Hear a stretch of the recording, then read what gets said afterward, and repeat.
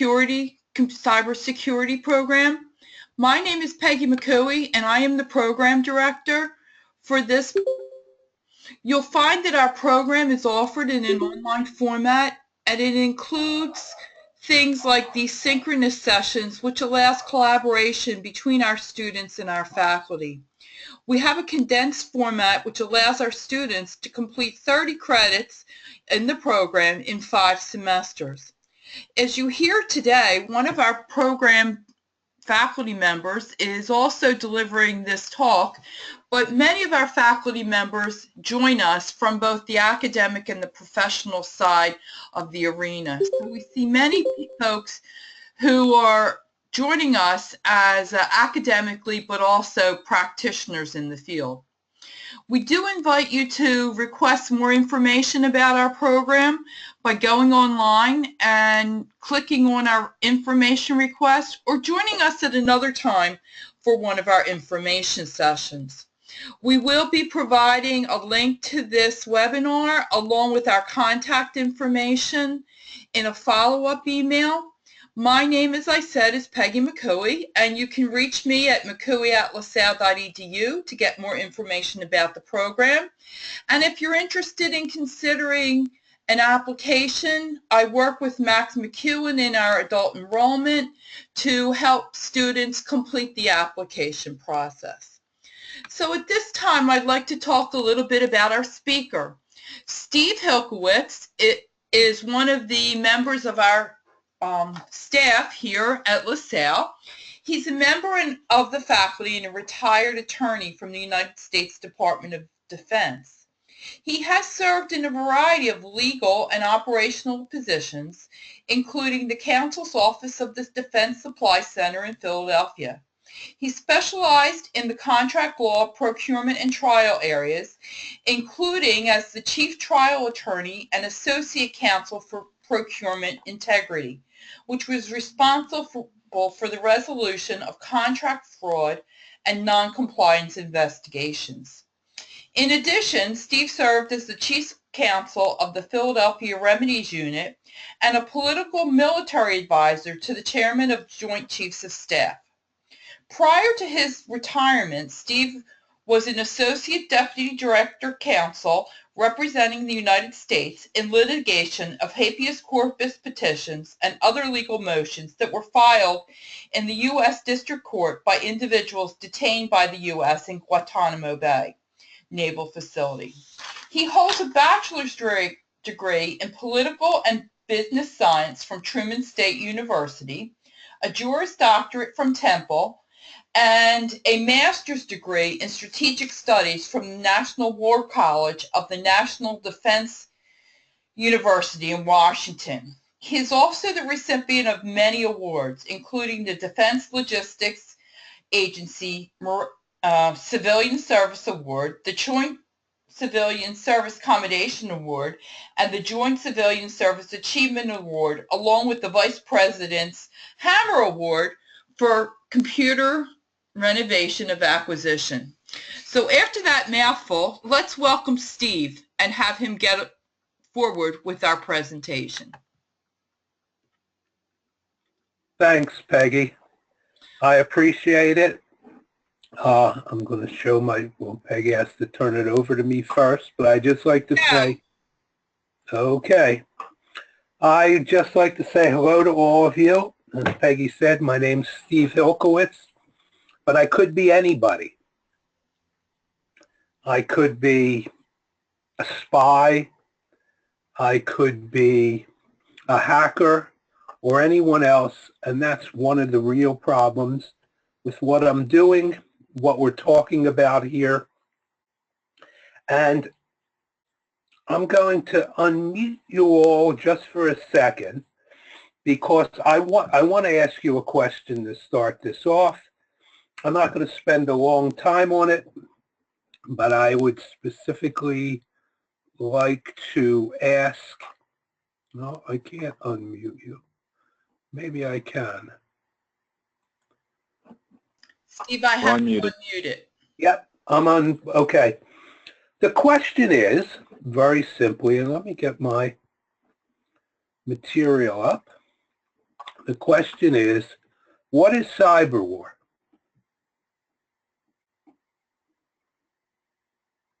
It's for you guys. Anybody who's interested in answering?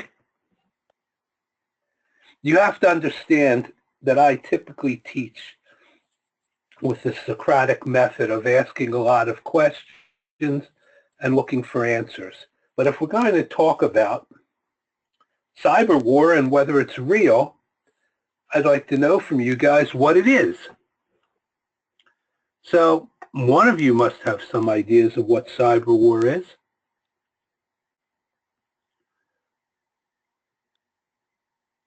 I'll take a shot at this. Okay, Joe, go right ahead.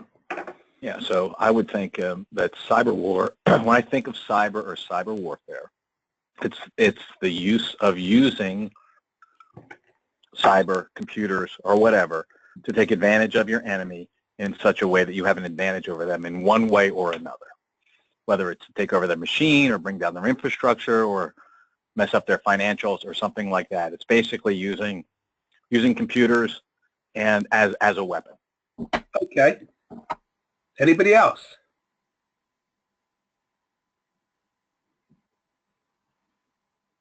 Okay. Think about it as we move forward. So I want to start with an incident that happened in 2007. There was an attack on a Syrian reactor by the Israeli Air Force. And I want to start by showing you guys a video about the attack, and then we'll discuss it for a few minutes to get started. Does everybody see the screen? Yeah. There is no sound.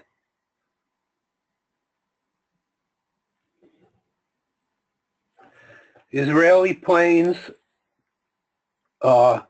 streaked in from the Mediterranean across Syrian airspace, blew up a nuclear reactor in the middle of the desert. So,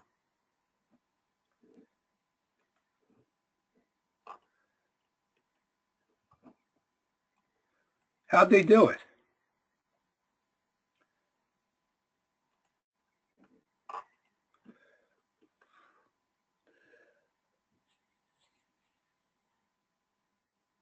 The Edge reactor was about 80 miles from Iraq, so they had to cross the entire country of Syria. Earlier in the day, the Israeli Air Force had attacked a Syrian air defense system near the border with Turkey, the other end of Syria, and it was disabled. Nobody talked about the attack, neither the Israelis nor the Syrians. Nobody talked about anything. No one claimed responsibility for the attack.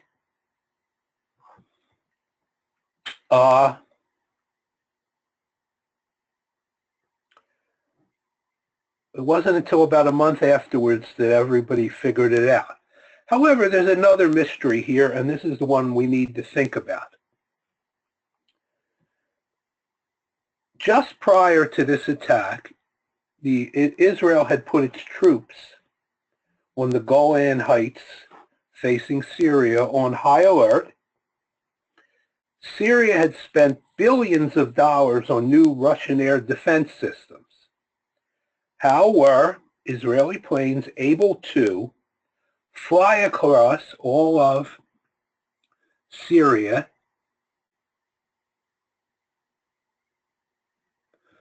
and attack and destroy this? The questions I want you to think about as we go through the presentation are, how did they do this? These were non-stealthy planes. American-made F-15s and 16s, not stealth aircraft. how could the entire defense system not see them? And why didn't anybody talk about it? We'll go back to this story after we get into some information. So let's start. What we're going to talk about today, as we started, and we're going to go more deeper, is what is cyber warfare. I'm going to spend a little bit of time on the weapons, methods, and techniques, and whether it's a threat to the United States. Myth or reality. So, what is cyber warfare?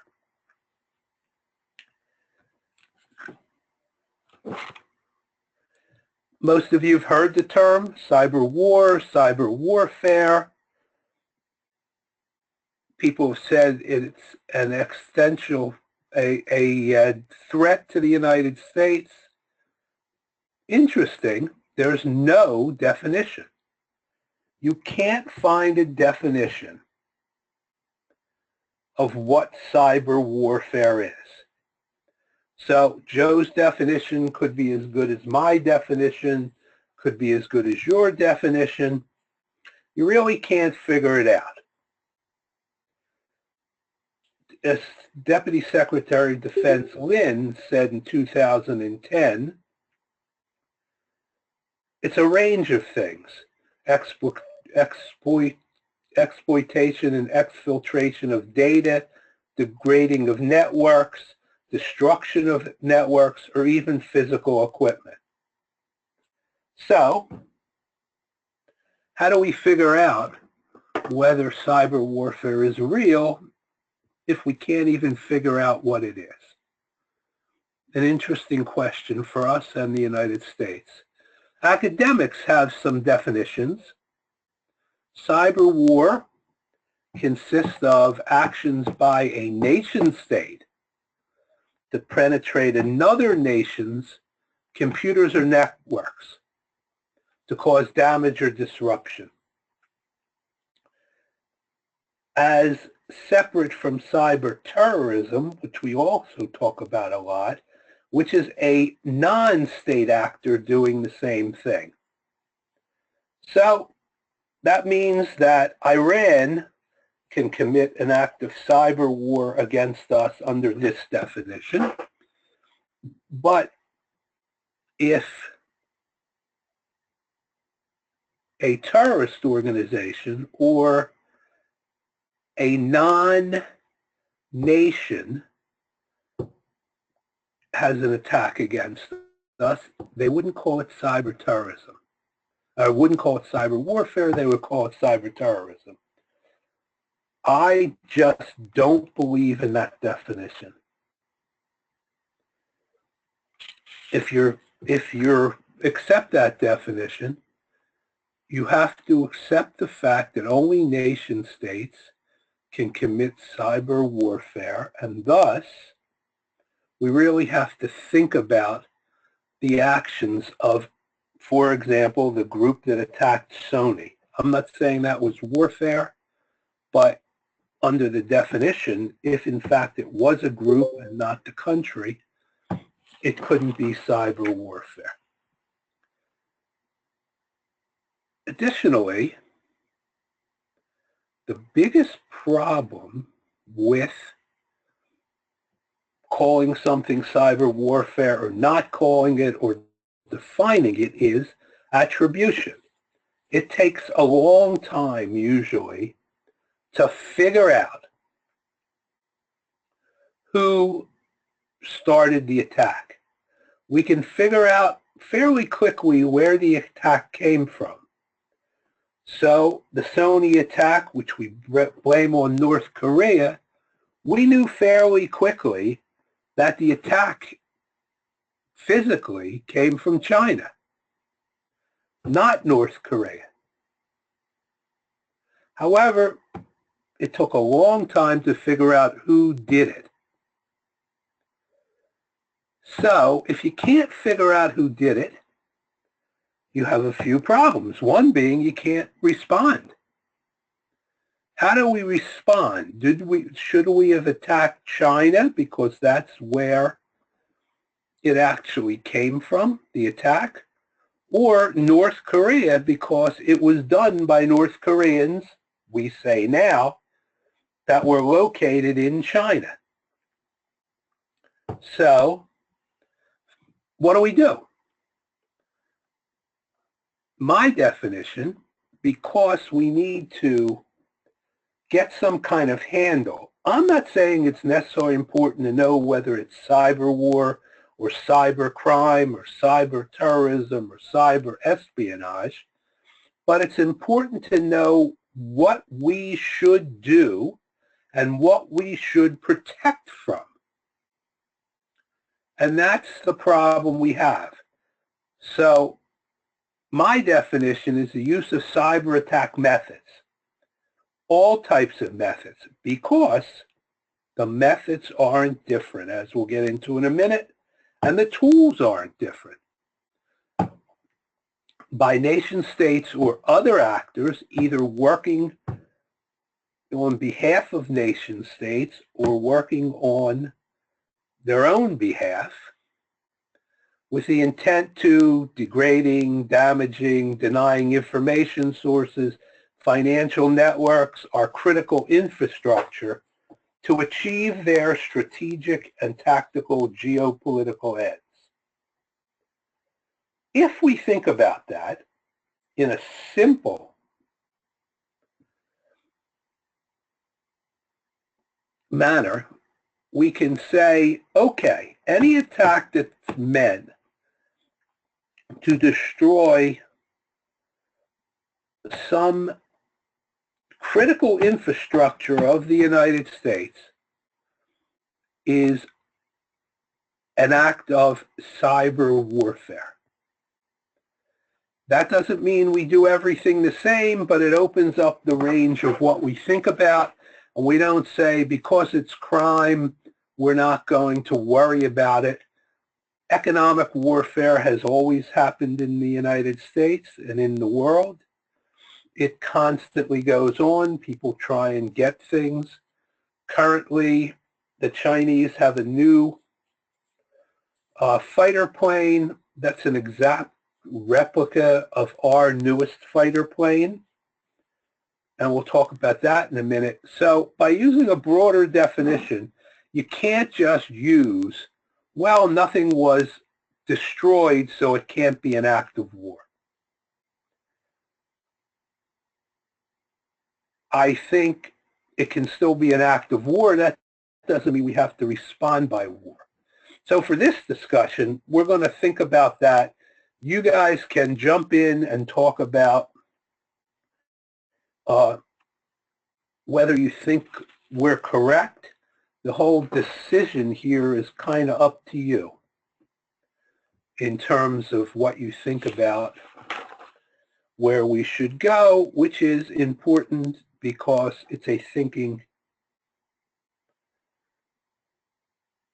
area. Cyberspace in and of itself is a made-up world.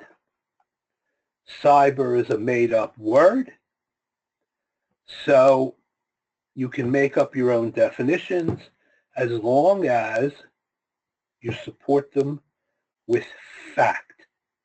You can't make up alternative facts. You can make up alternative ideas as long as they're supported with facts.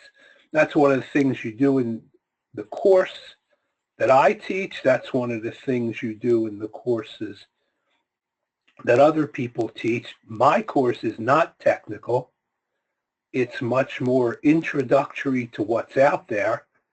And then all the other courses, or most of the other courses, get much more technical, how to deal with the issues that are out there. So generally, there are some weapons, methods, and techniques that are used for every type of cyber attack.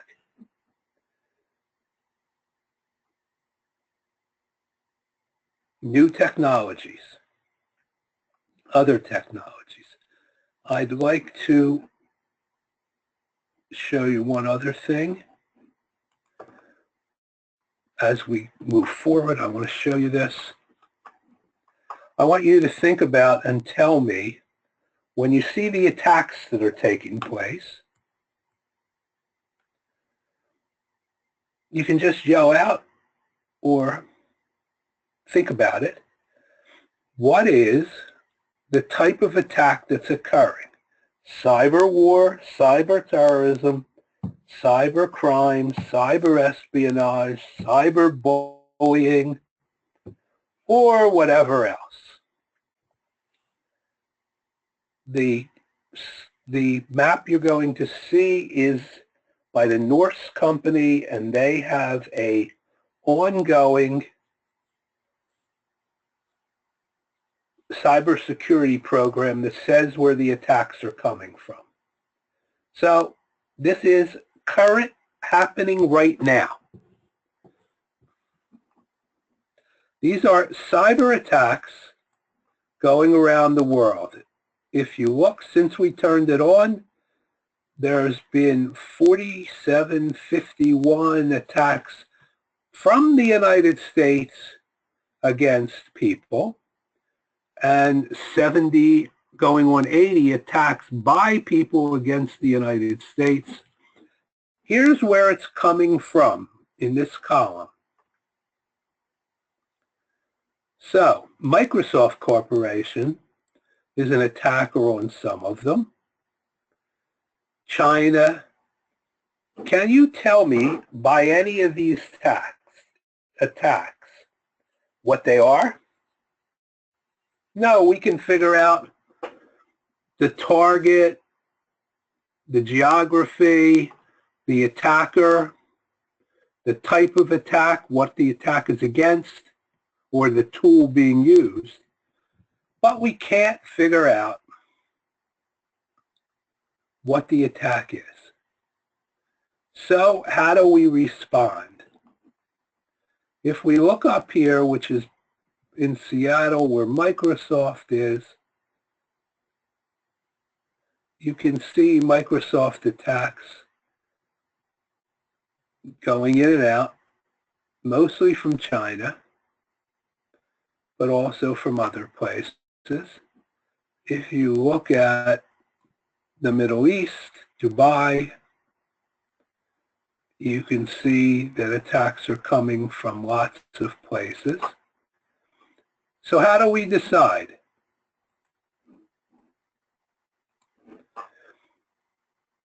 That's the problem we have. You can't use the tools that are used. You can't use the weapons that are used to figure out who's being attacked. The methods are espionage, the theft of data.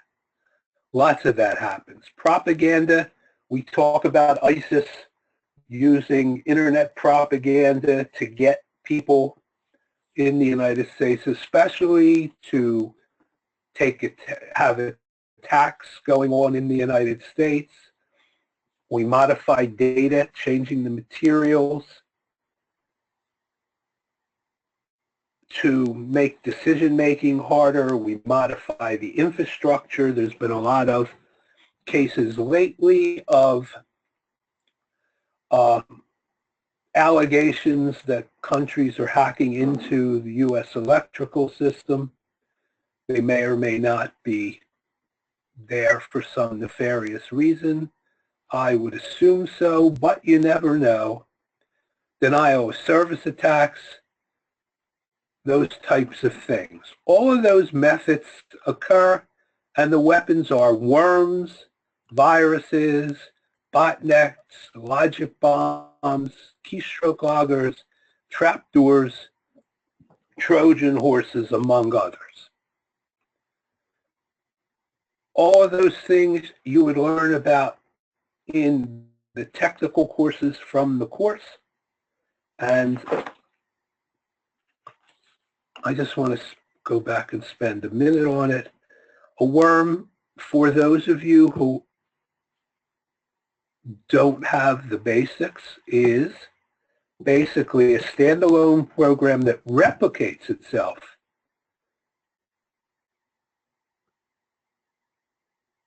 A virus needs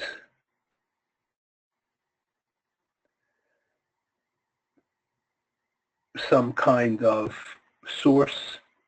A botnet is a bunch of computers taken over and used against a target. A logic bomb, which is interesting, if it's put into a computer, will go off at a certain time, a week from now, a month from now, a year from now, and do something if certain conditions are met. Trapdoors, and a lot of U.S. software seems to have trapdoors, and that's one of the fights that's going on between the government right now and companies, is whether you can get in through a back door. Often, computer installers and developers leave a back door so they can get in and fix things without having to work that hard.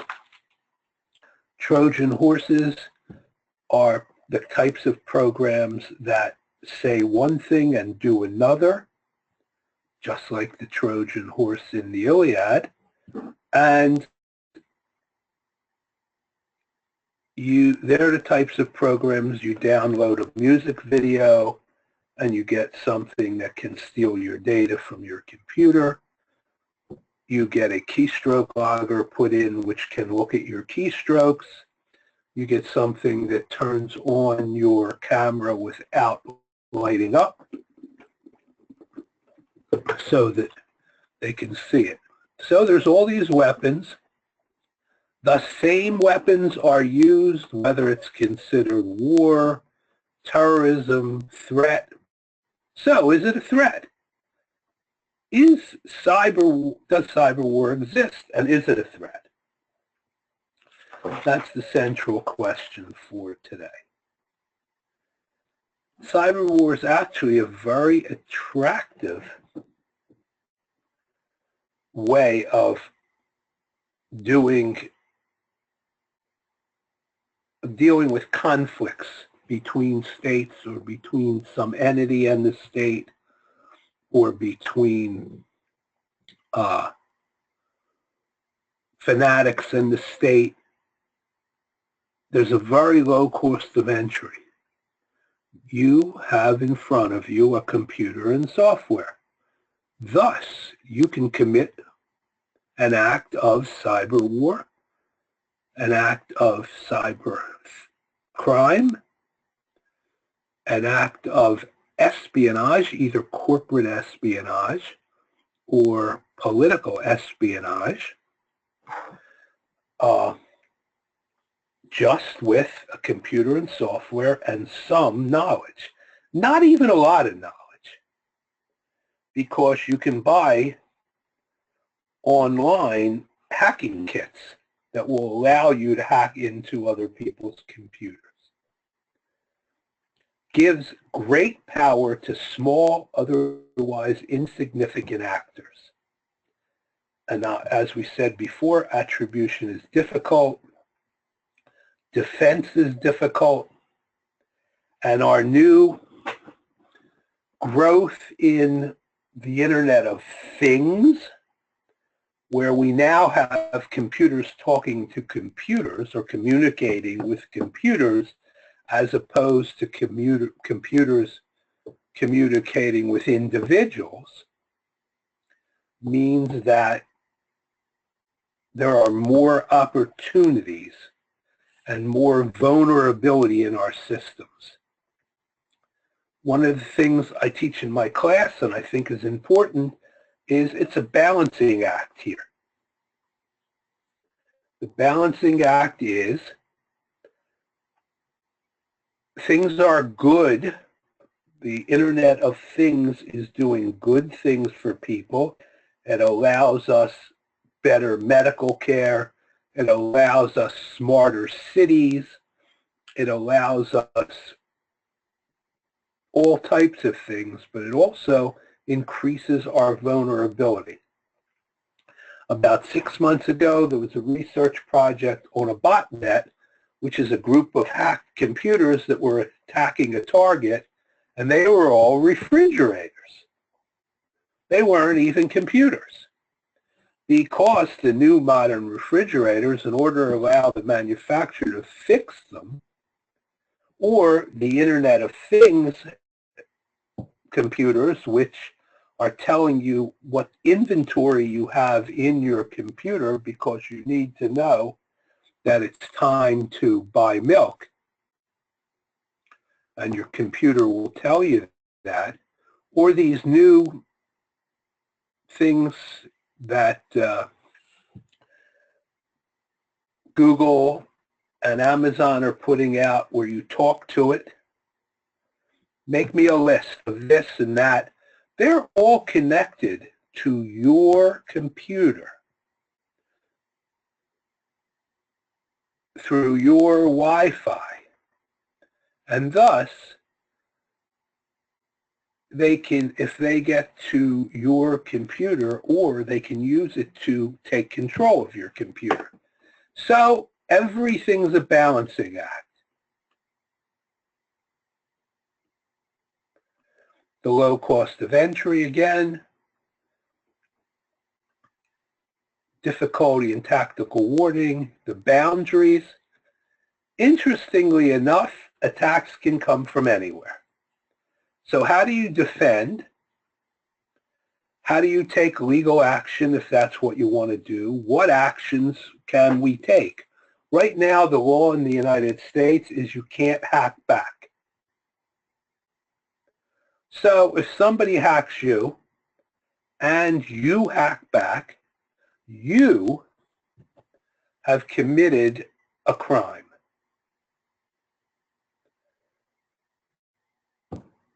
So what do? How do you respond?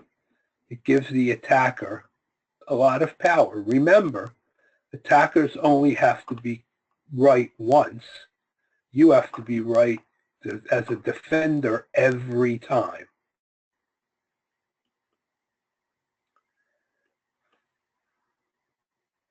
Communication technologies, dependence on the systems, hospitals, our electrical system. Think about what would happen to you as an individual, and whether it's an act of cyber war, if somebody shut down the electrical grid, not for a day, but damaged it and it had to be replaced, or the generators had to be replaced, or the other big pieces of equipment had to be replaced, and you were without electricity for 6 months. Could you live?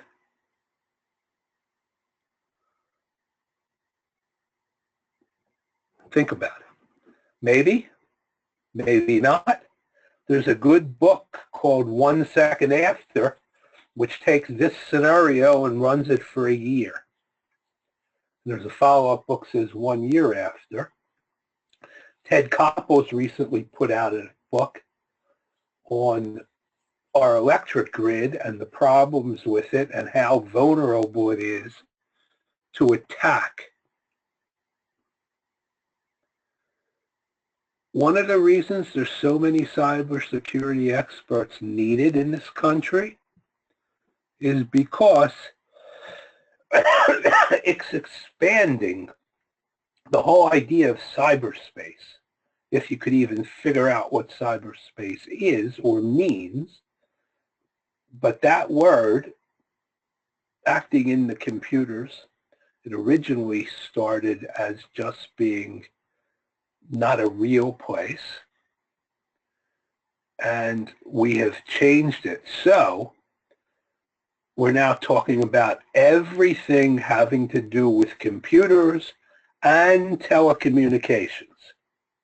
That's all cyberspace.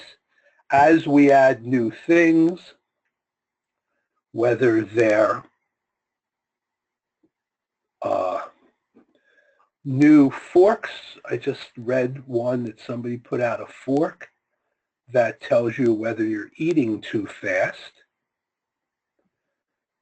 That's important for us to have. Or a Fitbit, which tells you how many steps you walk, because you can't use just a pedometer to tell you how many steps. You want it to be there.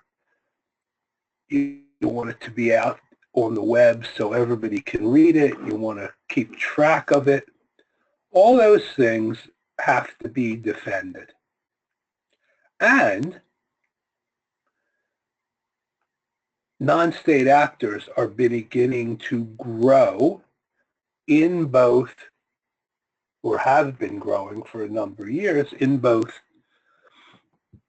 capabilities and knowledge. Anonymous is one that is very well known, but there are many others on the slide that have become active in this situation. And business is not ready. Are your companies able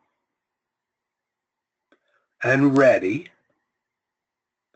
And remember, it doesn't matter if your company is really, really ready and you have everything protected.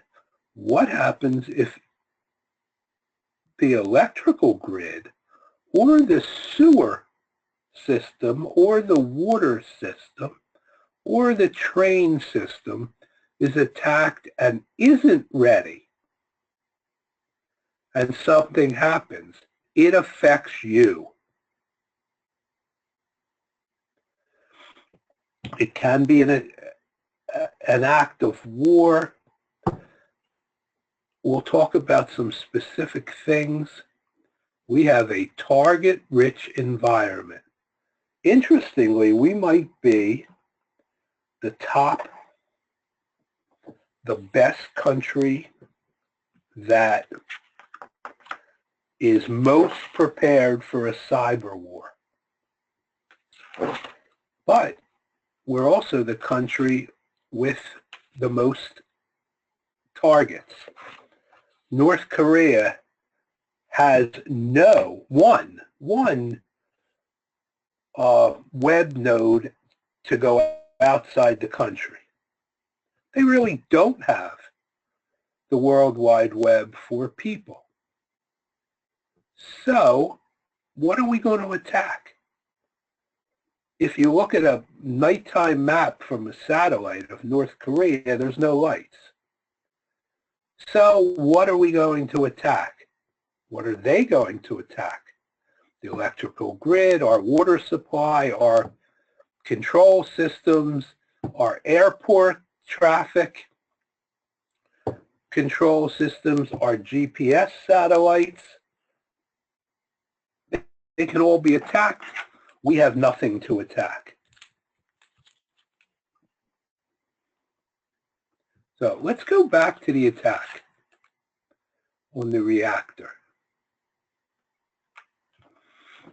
And afterwards, I want each of you to tell me whether you think this could be considered, in your view, an act of cyber war. Remember, war has always been a country, or sometimes a group more lately. A war on terror, the war on cigarettes, the war on cancer we use that very lightly, but it was usually physical destruction. Cyber war is not necessarily physical destruction, which is interesting, maybe. And that's what you have to think about. So, where are we?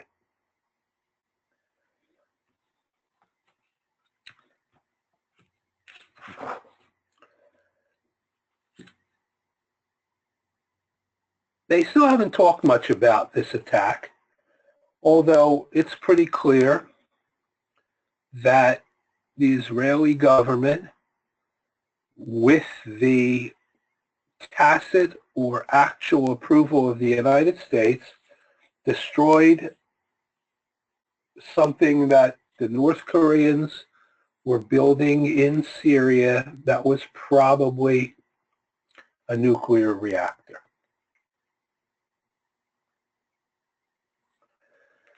The fact that it was a nuclear reactor, most of the information was provided by the United States to Israel.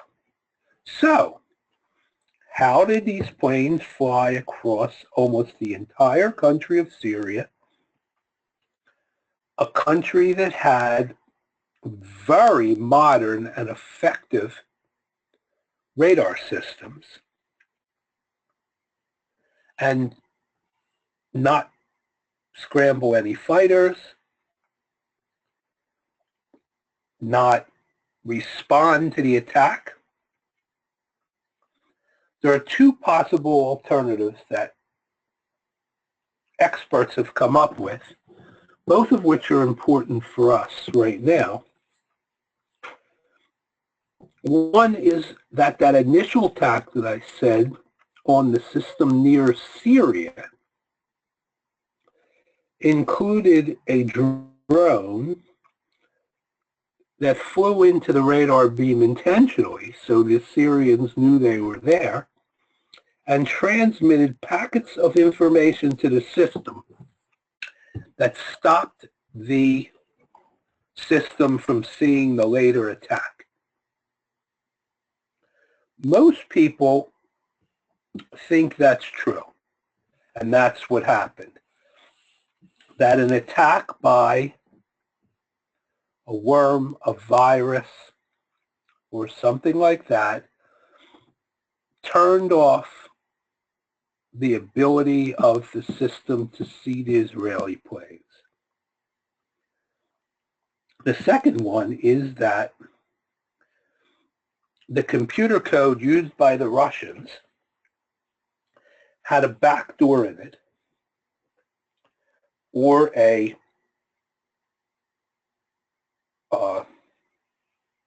Trojan horse or something to that effect, which allowed the Israelis to change the software at the time of the attack.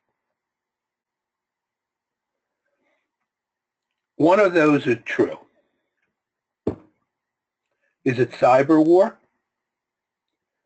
Was that actually an attack? A war-like attack? Since 1982, Israel had been using unmanned systems to spoof the Syrian missile-to-air systems. Is that what they did here? I think probably, but it all depends. So that's 2006.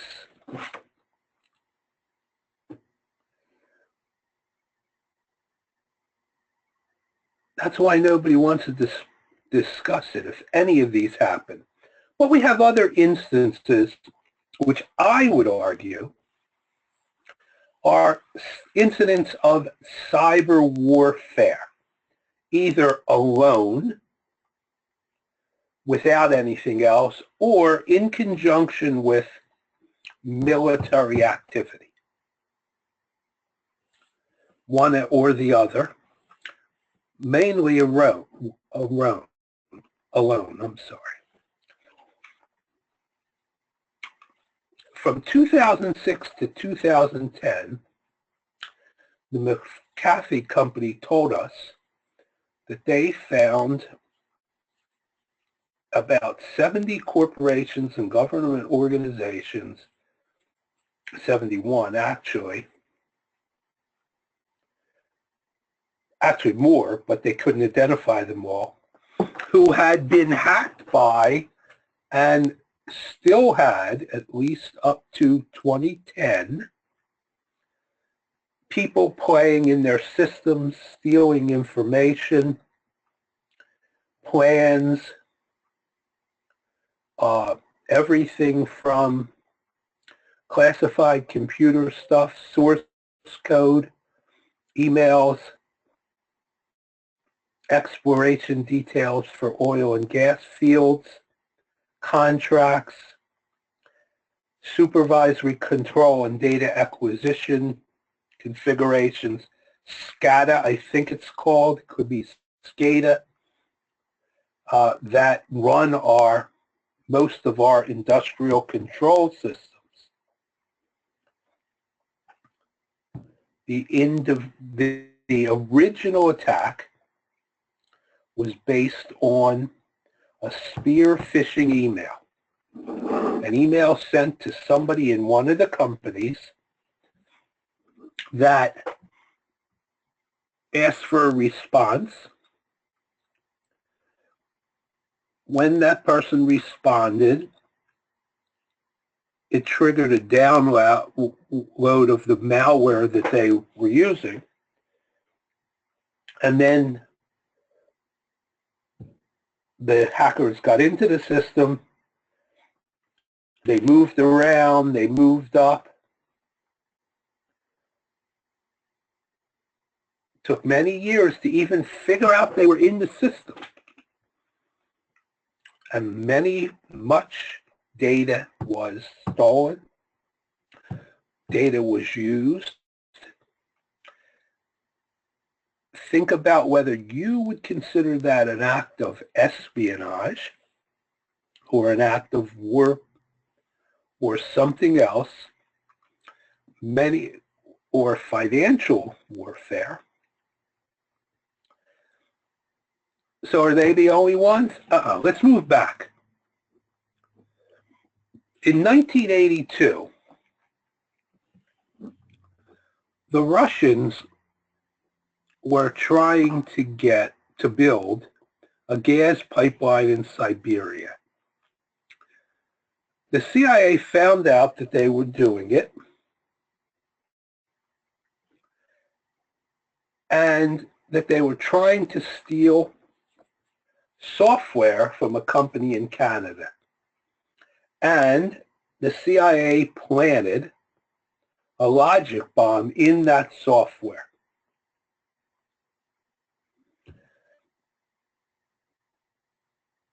Later, the software exploded. The pipeline exploded. I'm sorry. Without using a missile or a bomb, but just the computer code and the logic behind it, they caused the system to misoperate and blew it up. That was very quietly not talked about until Thomas Reed, the former Secretary of the Air Force under the Reagan administration, said it happened and what happened in a book he wrote. This could be the first actual incident of cyber war, because it was done to destroy something, use no military action, only computer code. Following up, the Russians in 2000, and the first one was done by the United States. In 2007, before the Israeli attack just after the Israeli attack on Syria, the Estonians, who were taken over by the Russians after the Second World War, removed the statue of Lenin from the capital. Estonia happens to be a very highly leveraged cyber country, and denial of service attacks were carried out by thousands of hijacked computers. Note, if your computer ever slows down a lot very quickly, it's probably hacked. There's probably somebody using it for something at the time. and shut down the systems. Banking, communications, the economy came to a halt. No military action, but the Estonian economy was shut down and stayed shut down for weeks. Could you live for weeks without communications, without a paycheck, without the ability to get money out of the bank, or anything else computer systems do? Moving a little bit forward, there was another use of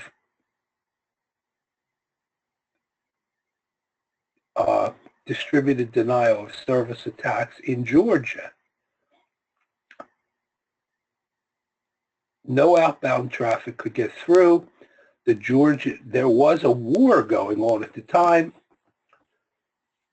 between two Russian satellites that were part of Georgia who were rebelling against Georgia with the support of the Russian government, and the Georgian armies couldn't get any information. Easier to call that an act of cyber war because there was a war going on. Sometimes those types of things are called hybrid wars or hybrid attacks, where you use both a kinetic, physical attack and a cyber attack. The most well-known was again by the United States. This is again clearly what most people would call an act of cyber warfare.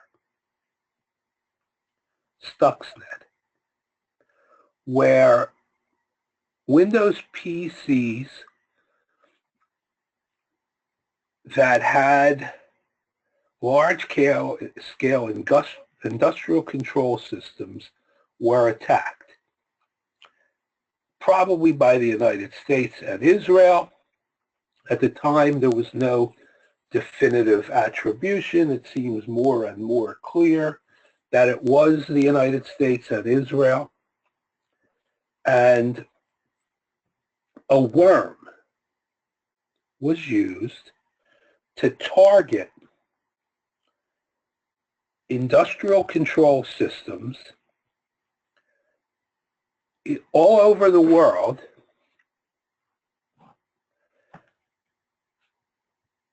SCADA systems, as I said, the industrial control systems. But this one was particular in that it was targeted only to the SCADA systems that the Iranians were using to run their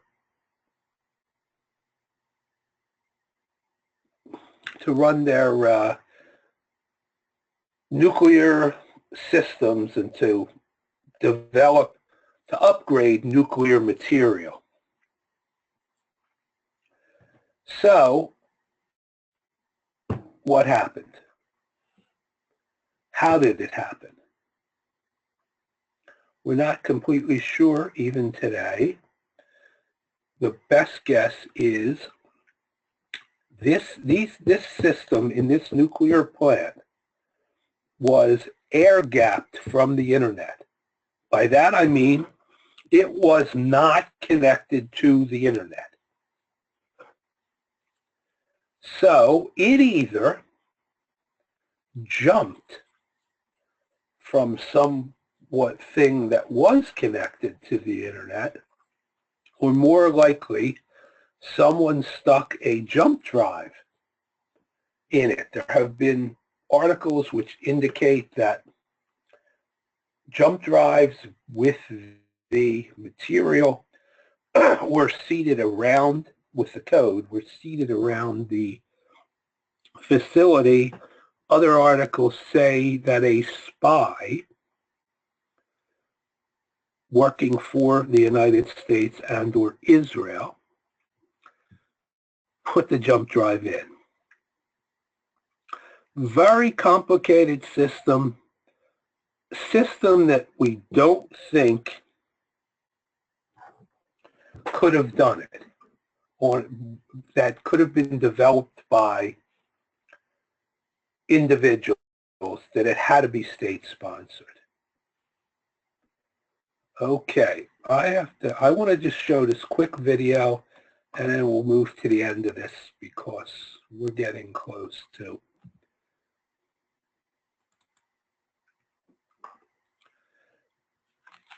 the end. This is how Stuxnet worked. It's a short video, 3 minutes. Why isn't it running here?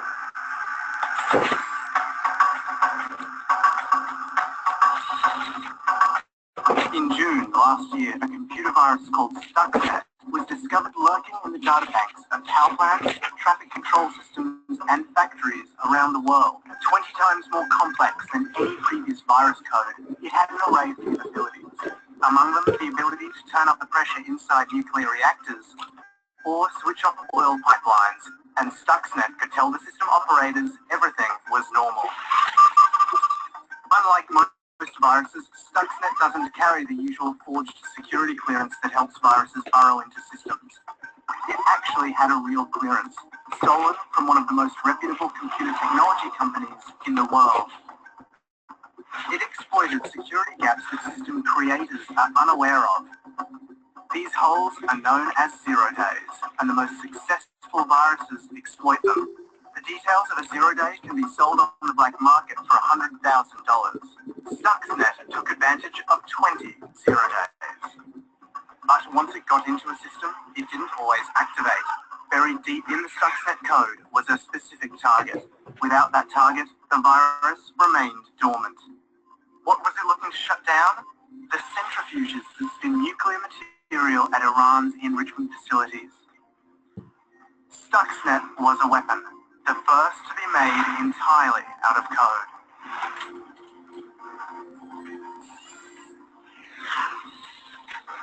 The Washington-based Institute for Science and International Security says the virus may have shut down 1,000 centrifuges at Natanz, Iran's main enrichment facility, last year. In November, the International Atomic Energy Agency, the UN's nuclear watchdog, said Iran had suspended work at its nuclear facilities without explaining why. Many observers credited Stuxnet. Last month, the Iranian government conceded the virus's infection of the Bashir nuclear facility, still under construction, meant that switching the plant on could lead to a national electricity blackout. Iran has responded to the attack with an open call for hackers to join the Iranian Revolutionary Guard and has reportedly amassed the second largest online... Okay, I was going to talk about a number of other viruses out there. The fact that the United States is now using net-centric warfare or computer systems as its major warfare systems. French fighter jets were taken down by a worm called Conficker. U.S. drones were taken over by militants in Iraq and in Afghanistan. The Joint Strike Fighter I mentioned before, the plans seem to have been stolen by China.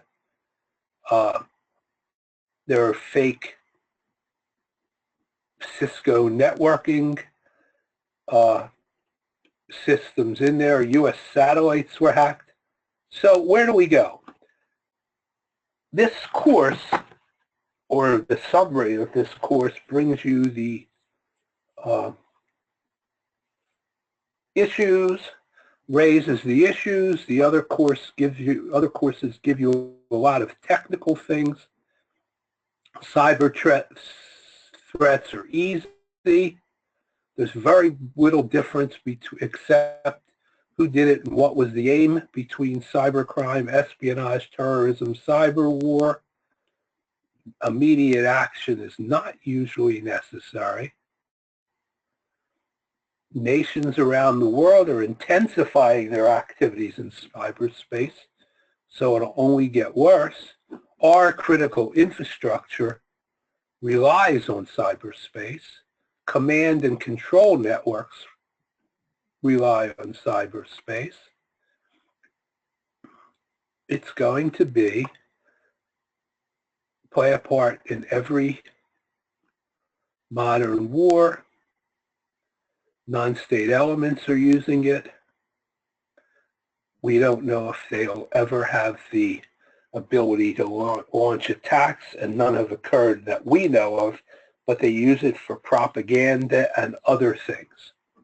So, is it a threat to us? My view is yes. Your view could differ. That view differs with a lot of people. Think about it.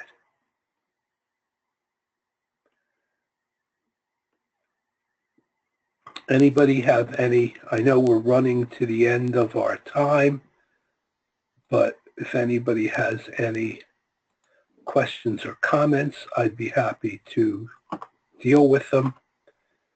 I think you're all. Steve, it's Peggy. I'm going to jump in here. We can hang around for a little bit. I know that our webinar was scheduled from 12:30 to 1:30, and we are at the 1:30 time. But if anybody has questions for Steve, I'm sure we'd be happy to answer them. Just unmute yourself and ask. And if you can't join us for the rest of this, like I said, we will be making this recording available. And we do want to thank you for taking the time to join us this afternoon. And I appreciate everybody listening. I'm sorry some of it was draggy, but I wanted to, I'm not sure who the audience completely was, and I wanted to give you a lot of the basics so that you can think about whether the issue is important, whether you're interested in learning more about it, whether this is the right fit for you. I'm sure other professors have a different slant on it because my course is really introductory to all of the issues. So anybody have any questions, comments, ideas, or anything else? Okay. Well, it looks like everybody is getting ready to go back to the rest of their afternoon. And Steve, I want to thank you for taking the time to put this together for us, for giving us such a good overview. And as I said, if anybody would like to contact us regarding our programs or things that you've had here, we will be sending out a follow-up email, and you're welcome to join us. So thank you, everyone. Good afternoon.